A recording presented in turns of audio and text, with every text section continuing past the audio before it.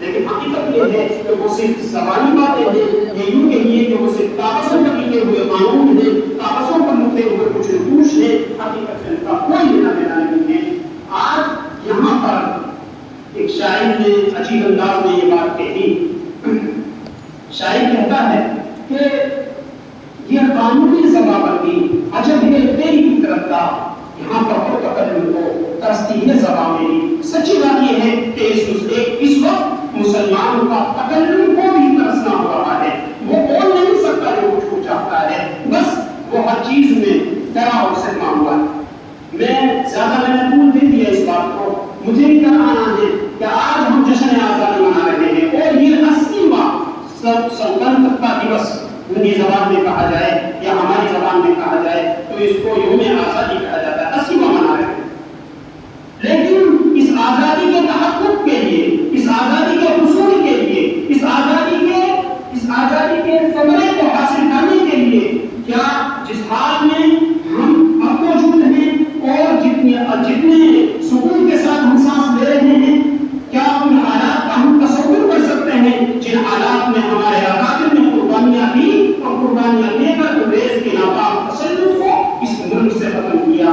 ہم حقیقت یہ ہے کہ الفاظ چاہے کچھ بھی کہہ لیں لیکن ان حالات کا ہم تصور اور ادراک بھی نہیں کر سکتے۔ ہمارے ذہن، ہمارے قلوب، ہمارے ذہن و دماغ سب عاجز اور قاصر ہیں ان حالات کا تصور کرنے سے۔ حضرت مفتی محمود صاحب نے بھی اور بھائی نظام الدین صاحب نے بھی انہوں نے اس طرف توجہ دلائی اور آپ جان رہے ہیں توجہ دلائی اور قربانی کے لیے جب اس ملک میں انگریز کا ناپاک سایہ پڑا اور جیسے مفتی محمود صاحب نے کہا کہ وہ تجارتی لحاظ سے آئے تھے، تجارت کے اعتبار سے آئے تھے، لیکن ان کا حقیقی مقصد تجارت نہیں تھا۔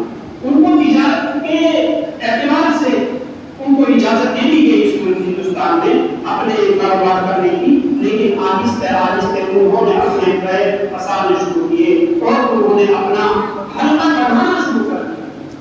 جب انہوں نے اپنا حلقہ بڑھایا اور آہستہ آہستہ وہ یہاں کے لوگوں کو اپنے ذہن و دماغ کا بنانے لگے اور پیسے دے دے کر کے لوگوں کے دلوں کو اور جسموں کو خریدنے لگے، پھر اس ملک میں لوگوں کو احساس ہونے لگا کہ اگر اس طرح سے ان کی مدد کی جائے گی تو یہ تو کل آنے والے کل میں کہیں ایسا نہ ہو کہ پورے ملک ہندوستان پر آہستہ آہستہ قبضہ کرنے لگے۔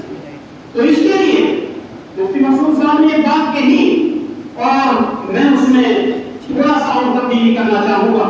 مفتی محمود صاحب نے یہ کہا کہ حقیقت یہ ہے کہ ہمارے علماء کی قربانیاں ہیں اور دوسرے لوگوں کی قربانیاں نہیں ہیں، یا مقابلہ کیا کہ ان کی قربانیاں زیادہ ہیں۔ میں کہتا ہوں دوسرے لوگوں کی قربانیاں ہیں ہی نہیں، دکھانے میں کچھ نہیں کہا جاتا، انہیں ایک قدم آگے بڑھ کر کہتا ہوں اور تم لوگ اور آپ لوگ علماء ہیں اور آپ لوگ جاننے والے ہیں، العبرۃ لما عم وغلب لا لما شذ وغلب۔ اعتبار اس کا ہوتا ہے کہ جو غالب ہو، جس کی قربانیاں زیادہ ہو، جو ان کا اعتبار ہوتا ہے، جو شاذ و مدور ہیں، شاذ و مدرک ہیں، ان کا کوئی اعتبار نہیں، ان کا اعتبار کس طرح کا کیا جائے؟ میں اس پر توجہ دلاؤں گا۔ سب سے پہلے جب ہمارے ذہن میں آزادی کا تصور آتا ہے اور ہندوستانی آزادی کا ہم تصور کرتے ہیں تو سب سے پہلے ایک جنگ آتی ہے 1857 کی بغاوت یا 1857 کا وقت، بس یہی ایک جنگ ہمارے تصور میں آتی ہے۔ اور یہ کہاں سے ہمارے ذہن میں آنے لگی، اس کی وجوہ اور اسباب کیا ہیں وہ بھی ہم جانتے ہیں۔ کون لوگ ہیں جنہوں نے یہ بیج بویا ہے، جو یہ بات کرانا چاہتے ہیں کہ ہندوستان کی آزادی کا سب سے پہلا قدم گویا 1857 میں اٹھایا گیا؟ یہ ہم یہ بھی جانتے ہیں، اور کیوں یہ کہا جاتا ہے یہ بھی ہم جانتے ہیں۔ آج لوگ مفتی محمود صاحب نے تو کہا کہ لوگ جاہل ہیں، جانتے نہیں، میں ایک قدم آگے بڑھا کر کے کہتا ہوں وہ جانتے ہیں، اگنورنٹ ہے، وہ جانتے ہیں، ایسا جانتے ہیں۔ قرآن کریم کہتا ہے یعرفونہ کما یعرفون ابناءہم، وہ نبی کو پہچانتے ہیں اس طرح سے جیسے اپنی اولاد کو پہچانتے ہیں، لیکن انکار کرتے ہیں نفرت و عناد میں۔ بس یہ بھی ہماری قربانیوں کو جانتے ہیں، ہمارا کتنا خون گرا ہے یہ جانتے ہیں، یہ سب جانتے ہیں، ایسا نہیں ناراضی ہے، لیکن ایک تو دو وجوہ سے وہ ایسا کرتے ہیں، دو وجوہ سے ایسا کرتے ہیں۔ ایک تو ان کے اوپر الزام آیا ہوا ہے، تاریخی کتابیں ان کے منہ پر پڑھ رہی ہیں، تاریخی کتابیں ان کو غیرت دلا رہی ہیں اور شرم دلا رہی ہیں کہ بیلے تم نے اس ملک کے لیے کیا کیا؟ تم تو وزیر ہونا جنہوں نے انگریز کے بلے چاٹے تھے،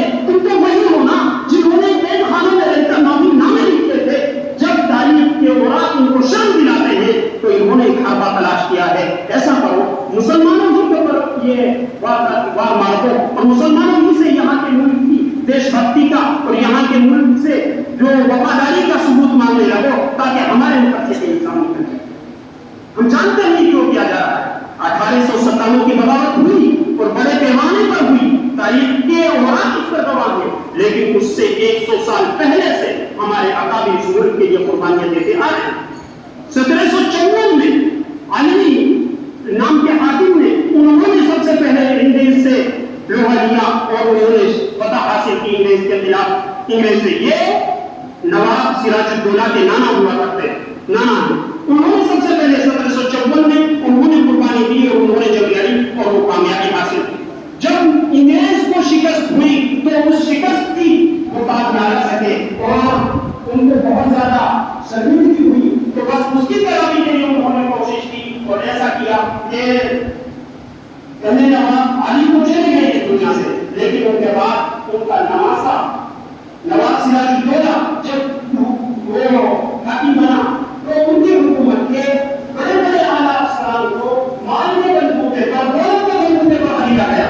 خاص طور سے جن کی حیثیت اسی کابینہ میں یہ کہتے ہیں کہ ان کی فوج میں اور ملٹری میں سب سے اہم حیثیت تھی میر جعفر کو خرید لیا. جب جنگی نوبت پیش آئی نواب سراج الدولہ کے درمیان اور انگریزوں کے درمیان جب بھی یہ آگے بڑھے لیکن نتیجہ کیا تھا. چونکہ سپہ سالار اور سب سے بڑا عہدہ ملٹری کے استعمال کا فوج کے استعمال کا سب سے بڑا عہدہ میر جعفر کے پاس تھا. اس کو خریدا جاتا اور فوج کے بڑے بڑے اعلیٰ افسران کو خریدا جا چکا تھا. جب نواب سراج الدولہ نے حملے کا حکم کیا تو کوئی حملہ کرنے کو نہیں تھا. حملہ کہاں سے کرتا سرکاری لوگ موجود تھے اور ہر دور میں اسی کو سمجھانا چاہتا تھا کہ ذہنی غلامی جسمانی غلامی سے بدترین چیز. آپ کا ذہن و دماغ غلام بن جائے اپنے تلوار کا. یہ سب سے بدترین چیز. آخر نتیجہ یہ ہوا کہ نواب سراج الدولہ کو شہید کر دیا گیا اور بغیر لڑائی کے ختم ہوئی اور شکست ہوئی. یہاں سے ہمارے آباد کی قربانیاں شروع ہوتی ہیں. یہاں سے ہمارے لوگوں کے خون بہنا شروع ہوا ہے. پھر اس کے بعد میں سن 64 میں 1764 میں بکسر کی مشہور جنگ ہوئی. بکسر کی مشہور جنگ میں اگرچہ مسلمانوں کو شکست ہوئی. پھر 1882 83 میں لگاتار جنگیں ہوئی. سلطان منصور یا شیر منصور لوگ کہتے ہیں. میں تو کہتا ہوں شیر منصور کہنے والے لوگ ظالم ہیں جنہوں نے شیر منصور کہہ کر کے ٹیپو سلطان شہید رحمۃ اللہ علیہ کے حق میں خیانت سے کام کیا ہے. میں تو شیر منصور نہیں کہتا, میں شیر ہند اور شیر ملک کہتا ہوں یا شیر عالم کہتا ہوں. ان کی شجاعت, ان کی بہادری, ان کا جذبہ انتقام وہ قابل اطلاع ہے. وہ پڑھنے سے تعلق رکھتا ہے جو ان کی تاریخ پڑھیں گے. آج تو لوگ ان کی تاریخ مٹانے کے در پہ ہیں اور یہ بھی وہی لوگ ہیں جو بقول ان کی مقصود صاحب انگریزوں کے تن میں چاٹ کر رہے ہیں. یہ وہی لوگ جو ان کے علاقے کو بھی مٹانے کی کوشش کر رہے ہیں. انہوں نے سن 82 میں 83 میں 84 میں جنگیں لڑی ہیں اور پہلے دو جنگوں میں فتح حاصل کی ہے. اگرچہ بعد میں چل کر کے سن 92 میں انہوں نے ایک جنگ کی انگریز کے خلاف. اس میں شکست کا سامنا کرنا پڑا ہے اور بدلے میں 3 کروڑ روپے اس وقت اور آدھا حصہ اپنی سرکار کا ان کے حوالے کرنا پڑا, انگریز کے حوالے کرنا پڑا. پھر دوبارہ سے 1799 میں سلطان ٹیپو رحمۃ اللہ علیہ انہوں نے دوبارہ سے جنگ کی. آگے اس جنگ میں انہوں نے انگریز نے پھر وہی کام کیا جو انہوں نے کام کیا تھا نواب سراج الدولہ کے جنگ میں. یہ انہوں نے بڑے بڑے اعلیٰ لوگوں پر جو بیٹھے ہوئے تھے ان کو خرید لیا اور خرید کر کے ان کو کہہ دیا کہ تمہیں بغاوت کر دی. آخر ان کے بھی بڑے لوگوں نے میر صادق جو بڑا نام آتا ہے, علامہ اقبال رحمۃ اللہ علیہ کا اشعار پڑھنے والے لوگ جانتے ہیں. میر جعفر اور میر صادق یہ دو اسلامی بغاوت میں بڑے بدترین چہرے. بہرحال انہوں نے بغاوت کی جس کے نتیجے میں سلطان ٹیپو رحمۃ اللہ علیہ کو شہید کر دیا اور وہاں انہوں نے شکست دی. اس کے بعد لگاتار مسلمانوں کے خلاف انگریزوں کی جنگات بڑھتی چلی گئی. مدارس کو بڑھایا جانے لگا اور مسلمانوں پر طرح طرح کی علامات کی جانے لگی. بالآخر اسرائے شاہ ولی اللہ محدث دہلوی رحمۃ اللہ علیہ اور ان کے خانوادے میں بڑے بڑے لوگوں نے سب سے پہلے بنیاد رکھی ہے حضرت شاہ ولی اللہ محدث دہلوی نے. پھر ان کے چلے جانے کے بعد ان کے صاحبزادے حضرت مولانا عزیز رحمۃ اللہ علیہ نے انہوں نے سب سے پہلے 1803 میں فتوا دیا انگریز کے خلاف کہ اب یہ ملک دارمدار بن چکا ہے، اب یہ ملک میں اسلام شاعری کی حفاظت مسلمانوں کے ذمہ ضروری ہے اور انگریز کے خلاف اب بغاوت کرنا ضروری ہے۔ چونکہ عثمان شاہ ولی اللہ دہلوی میں سب سے بلند مقام رکھتا تھا لوگوں کے علماء کی نظر میں، بس یہ کہنا تھا کہ سارے علماء کے درمیان یہ بات پہنچ گئی اور سب علماء ان کی یہ بات پر لبیک کہتے ہوئے آگے بڑھے اور ایک ہندوستان مستقبل کے لیے، ہندوستان کے مستقبل کے لیے ایک سوچ اور پلاننگ اور منصوبہ بنا رہے ہیں۔ کیا کیا جائے؟ مختلف جنگیں ہوتی رہی، چھوٹی موٹی بالآخر 1857 میں حضرات علماء کرام لیڈر تھے اور ملک میں دوسرے لوگ بھی پریشان تھے، دوسری قومیں بھی پریشان تھی، چونکہ ایک خاص واقعہ پیش آیا تھا۔ انگریز نے جو فوج میں کارتوس استعمال کرنے شروع کیے تھے ان میں گائے کی چربی اور سور کی اور خنزیر کی چربی ملانا شروع کر دی۔ سور کی چربی مسلمانوں کے خلاف استعمال کرنے کے لیے، چونکہ اس وقت کے کارتوس مدرسے بیان کرتے ہیں منہ میں ڈال کر کے پھینکے جاتے ہیں، جب وہ استعمال کریں گے تو سور کی چربی چونکہ اسلام میں حرام ہے تو حرام کا ارتکاب کرنے والے ہوں گے، اور ادھر سے گائے کی چربی چونکہ گائے غیر مسلم بھائیوں کے یہاں مقدس مقام رکھتی ہے، اس لیے اس کی چربی ملائی جانے لگی تاکہ ان کے دلوں کو کس پہنچائی جا سکے، یہ کام کیا۔ تو یہاں سے فوج میں بغاوت کا جذبہ پیدا ہوا کہ ہمارے خلاف اس طرح سے سازشیں رچی جا رہی ہیں۔ حضرات علماء کرام کی ایک بڑی میٹنگ ہوئی، علماء ملک کا شاندار نام کی ایک بڑی کتاب ہے مولانا محمد میاں صاحب نوربندی رحمۃ اللہ علیہ کی، میں نے تو زمانے طالب علمی میں اس میں یہ واقعہ پڑھا تھا، آج ذہن میں آیا ہے۔ انہوں نے ایک واقعہ نقل کیا کہ حضرات علماء کرام بیٹھے ناموں کا اور انہوں نے مشورہ کیا کہ کیا کیا جائے۔ کسی نے کہا کہ انگریز سے لوہا لیا جائے، جنگ کی جائے، کسی نے کچھ کہا، کسی نے کچھ کہا۔ حضرت مولانا قاسم نانوتوی رحمۃ اللہ علیہ کی سب سے زیادہ فکری کے ساتھ یہ رائے تھی کہ انگریز کے خلاف عالم بغاوت کر کے جنگ کی جائے اور جہاد کیا جائے، سب سے پہلے ان کی رائے۔ لیکن سامنے حضرت مولانا محمد میاں صاحب نے یہ واقعہ عجیب انداز میں پیش کیا ہے، بولا کہ ایک مناظرہ ہونے لگا۔ سامنے ایک دوسرے عالم بیٹھے ہوئے مولانا منیر الدین نانوتوی رحمۃ اللہ علیہ، انہوں نے اعتراض کیا اور سوال کیا، حضرت مولانا یہ بتائیے کہ اگر جہاد کیا نہیں جائے گا تو ہمارے پاس سب سے پہلی شرط جہاد کی یہ ہے کہ کوئی امیر المؤمنین، کوئی امیر ہو جس کی عمارت میں وہ جنگ لڑی جائے، سب سے پہلی بات۔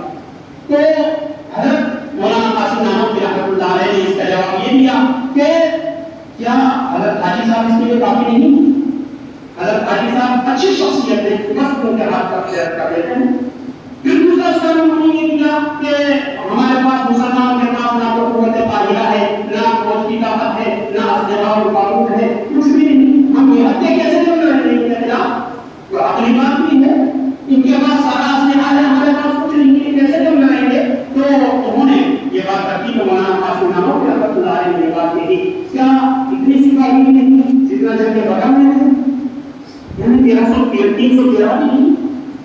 اس کے بعد اور اسلحہ کی جہاں تک بات ہے، کیا اتنا اسلحہ بھی نہیں جتنا جنگ بدر میں حضرات صحابہ کے پاس تھا؟ کیا ان کو پتہ نہیں ہوئی؟ بس یہ کہنا تھا کہ مولانا منیر الدین صاحب کو بھی بات سمجھ میں آ گئی، انہوں نے کہا کہ حضرت مولانا بات سمجھ میں آ گئی، ٹھیک ہے ہم تیار ہیں۔ لیکن حاجی صاحب تھے نہیں مجلس میں، جن کی عمارت میں جنگ کرنی تھی، بہرحال دوسرے کو نائب بنا کر کے ہاتھ بڑھا دیا گیا، سب سے پہلے بیعت کرنے والے حضرت مولانا قاسم نانوتوی۔ لیکن آگے کا منصوبہ یہ جہاد تو کریں گے کیسے؟ اسلحہ کہاں سے آئے گا؟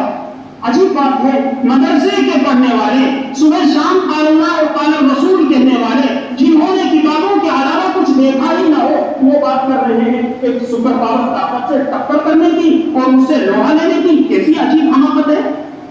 تو سب سے پہلے حضرت مولانا رشید احمد گنگوہی رحمۃ اللہ علیہ نے کہا کہ اسلحہ کا انتظام میں کروں۔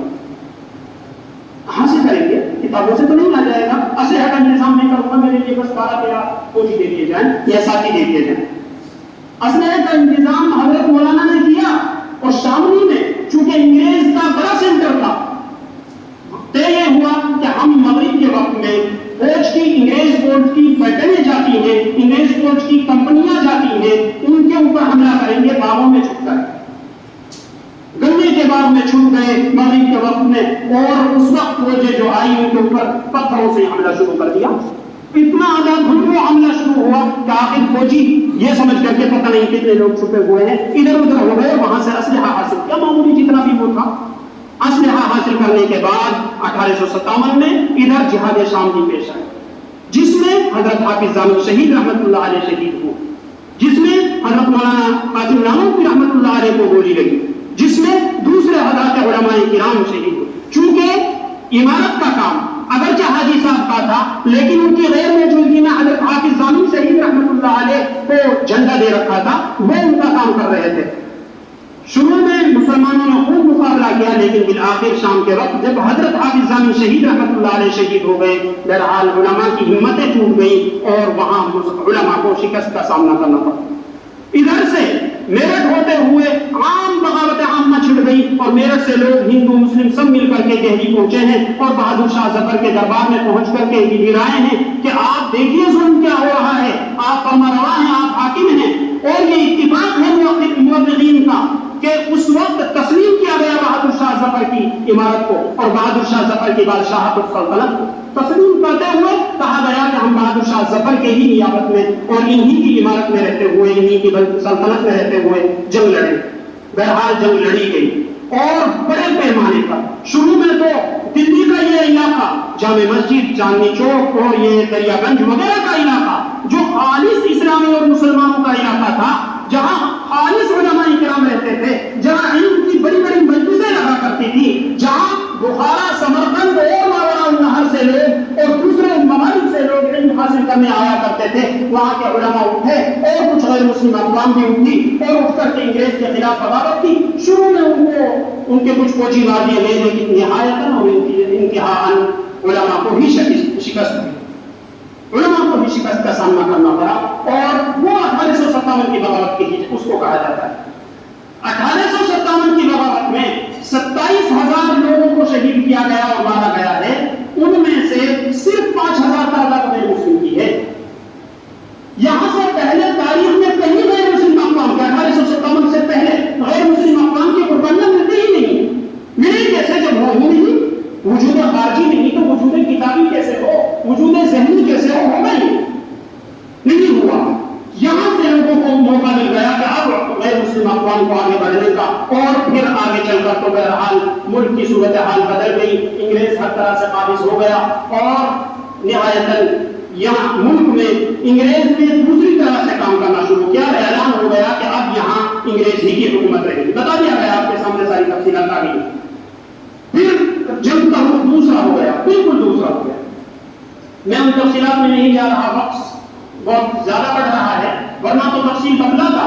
میں یہ کہتا ہوں آج جن قربانیوں کے نتیجے میں ہم نے آزادی حاصل کی ہے، ہم آزادی کا نعرہ لگاتے ہیں ہم آزاد ہو گئے، کیا ان قربانیوں میں مسلمانوں کے علاوہ کسی کا کچھ قابل قدر، قابل شمار، وہ شرح تحریر میں ایک لفظ آتا ہے قدر المرتد بھی، کیا اتنی مقدار ہے کہ جس کو شمار کیا جا سکے؟ کلا وکلا نہیں ہے، نہیں ہے، لوگ نہیں دکھا سکتے اپنی تاریخ کو۔ اب دکھائیں ہم اپنے آبا کی قربانیاں دکھلائیں گے، کون کیا دکھا سکتا ہے؟ افسوس ہوتا ہے، ابھی 10-15 دن پہلے کی بات ہے، ایک بڑی ریاست کے نائب وزیر اعلیٰ نے ایک عجیب حمامت بڑا بیان دیا اور کہا کہ ان مدارس سے چاہے کہیں کے ہوں آتنکوادی پیدا ہوتے ہیں۔ میں پوچھتا ہوں کیا ہے آتنکوادی کی تعریف؟ ڈیفینیشن بیان کیجیے، اس کی تعریف کیجیے اور ڈیفائن کیجیے کسے کہتے ہیں آتنکوادی۔ مسلمانوں کی تاریخ میں آتنکواد کہیں نہیں ملے گا، یہ ایک ایسا الزام ہے جو ہم تک تھوپا جا رہا ہے، جس سے ہمیں مجبور کیا جا رہا ہے۔ آتنکوادی تو تم ہو، انگریز کے پلے چاٹنے والے تو تم ہو۔ اگر آتنکوادی اسے کہتے ہیں جو ہمارے اکابر نے قربانیاں دی اور خون بہایا ہے، تو آؤ اور قبول کرو ہمارا چیلنج، تم ثابت کرو کہ اسے آتنکوادی کس اعتبار سے کہا جائے گا۔ ان مدارس کے فضلاء ہی وہ لوگ ہیں جنہوں نے قربانیاں دی ہیں۔ ہمارے اکابر نے کبھی پیٹھ نہیں دکھلائی، ہمارے اکابر شانہ بشانہ لڑے ہیں اور ہمارے اکابر نے جان کا نذرانہ پیش کیا ہے اور کبھی پیٹھ پر گولی نہیں، سینے پر گولی کھانے کا کام کیا ہے۔ تم وہ مسلم ہو جو تم یہ کہتے ہو اور خط لکھتے ہو، تم اپنے آبا کی قربانیاں دکھلاؤ تو صحیح ہمیں۔ ہمارے آبا کی قربانیاں سنیے، ہم سناتے ہیں شہید اشفاق اللہ کو جب پھانسی کے پھندے پر لٹکایا جا رہا تھا تو ان سے پوچھا گیا کہ آخری خواہش بتلائیے، آپ کی آخری خواہش کیا ہے؟ تو کہا کچھ آرزو نہیں ہے، بس آرزو ہے تو یہ ہے لا کر کے کوئی رب نے خاطر وطن پسند۔ یہ ہے ہمارے اکابر جو اپنے وقتوں میں یہ تمنا کر رہے ہیں کہ کوئی میرے کفن پہ اس وطن کی مٹی لا کر کے رکھ دے۔ یہ ہماری وفاداری ہے اس ملک کے ساتھ۔ حضرت مولانا حسین احمد مدنی رحمۃ اللہ علیہ جب انگریز کے سامنے عدالت میں پیش ہوتے ہیں اور انگریز حاکم پوچھتا ہے، انگریز قاضی اور جج پوچھتا ہے، حسین احمد یہ فتویٰ دیا تھا کہ انگریز کی فوج میں بھرتی حرام ہے، انگریز کی فوج میں شامل ہونا حرام ہے؟ کہا کہ ہاں دیا تھا۔ پوچھا کہ جانتے ہو اس کی سزا کیا ہے؟ کہا کہ ہاں جانتا ہوں، تختہ دار پر جھول جانا۔ کہنے لگے کہ دیکھ لو پھانسی ہے اس کی سزا۔ تو ایک ہی بات کہی، لیے پھرتی ہے بلبل چونچ میں بلبل، لیے پھرتی ہے بلبل چونچ میں بلبل، شہید ناز کی غربت کہاں ہے؟ کفن اتار کے دکھلا دیا، ہم تو ہر وقت اپنا سفر اپنا کفن ساتھ میں رکھتے ہیں، آپ کو کوئی دقت نہیں ہوگی، آپ دیجیے حکم، آپ دیجیے ہوگا۔ یہ تو ہمارا اکابر جنہوں نے انگریز کے سامنے جرأت مندانہ میں کام کیا، آپ کیا ہیں؟ آپ دکھلائیے تو سوائے آپ کی ناموں کے آپ کے پاس کچھ نہیں ملے گا۔ میں کہتا ہوں ادارہ کے ساتھ کہتا ہوں، انگریز کی چاپلوسی، انگریز کو راضی کرنا، یہ ملے گا اور کچھ نہیں ملے گا۔ اخیر میں چل کے گاندھی نے، نہرو نے اور دوسرے لوگوں نے چلایا تو سائلنٹ موومنٹ چلایا جس میں عدم تشدد کا نعرہ لگایا گیا۔ ہم کچھ نہیں کہیں گے، خاموش رہ کر کے آپ کا مقابلہ کریں گے۔ ٹھیک ہے ایک حد تک مقابلہ ہوا، لیکن قربانیاں تو ہماری ہیں۔ ہم سے پوچھیے حضرت مولانا محمود الحسن دیوبندی رحمۃ اللہ علیہ، جن کو شیخ الہند لوگ کہتے ہیں، میں تو اس سے آگے بڑھ کر کہتا ہوں شیخ الہند نہیں شیخ العرب والعجم، حضرت مولانا محمود الحسن دیوبندی رحمۃ اللہ علیہ جب مالٹا کی جیل میں تھے، حضرت مولانا حسین احمد مدنی رحمۃ اللہ علیہ راوی ہیں، یہ مقالے میں لکھا ہوا راوی ہیں کہ جب حضرت الاستاذ کو اندھیری کوٹریوں میں لے جایا جاتا، انگریز افسران تپتی ہوئی سلاخوں کے اوپر لٹا کر کے کہتے کہ محمود الحسن انگریز کے حق میں فتویٰ دے دے، ہم چھوڑ دیں گے۔ تو کیا کہتے تھے؟ یہ نہیں ہو سکے گا کہ میں انگریز کی فوج میں شمولیت کا فتویٰ دے دوں۔ میں کل بھی کہتا تھا، آج بھی کہتا ہوں، انگریز کی فوج میں اور انگریز کے ساتھ کسی بھی طرح کی شمولیت حرام۔ یہ ہے ہمارے اکابر، آپ دکھلائیے نا آپ کے پاس کیا ہے؟ کچھ نہیں ملے گا بیٹا رہے۔ اور آج میں کہتا ہوں ہم پر طرح طرح سے مسلط کیا جا رہا ہے کہ ہر ترنگا لہراؤ، ٹھیک ہے یہ اچھی بات ہے، ہمارا شعار ہے، ہمارا قومی نشان ہے، ہم لہرائیں گے، لیکن آپ کہتے کس منہ سے یہ شرم نہیں آتی؟ کچھ شرم تو کرو، کچھ لحاظ تو کرو۔ جو 52 سال تک آزادی کے بعد اپنے مرکز پر اور اپنے سینٹر پر وہ جھنڈا نہیں لہرا سکے، وہ کہتے ہیں ہم سے کہ جھنڈا لہرانا چاہیے، اس وقتی کو ثابت کرنا چاہیے، تم کس منہ سے کہتے ہو؟ بہرحال باتیں بہت ہیں، اللہ تبارک و تعالی ہمیں صحیح سمجھ کی توفیق عطا فرمائے۔ وآخر دعوانا ان الحمد للہ رب العالمین۔